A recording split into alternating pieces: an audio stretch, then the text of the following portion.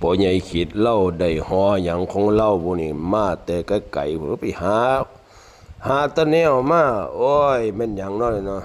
ได้ยินข่าวว่าเราไปเห็นดินมันออกสีเหลืองๆแล้วว่ามันท้องแล้วก็เอาหาถุงปุ๋ยไปไงเอาไปจกเอามาใส่คือว่าสิมาร่อนท้องมันเป็นตามีท้องบ่ล่ะพ่อใหญ่ล่ะมันเอ้ยบ่แม่นรถดูดซ่วมเขาจะมาเทใส่หันบ่ล่ะเจ้าอย่าขนมาเด้อโอ้ยมันบ่ไปตะเสียโลกบ่พ่อใหญ่หรือถ้ามันมีท้องมันก็ดีแต่ละมันสิได้ร่ำได้รวยไปขนมาอีกจักบาทกันนะค่อยๆเฮ็ดแต่เขาหากระดงกระจอตัวมา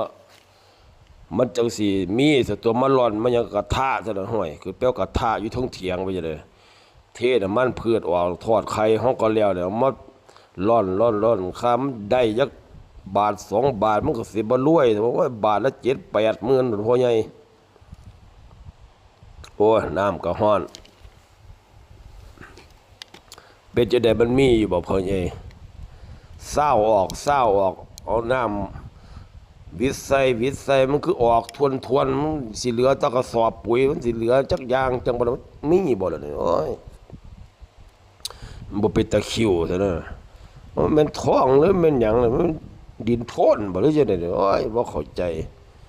โอ้ย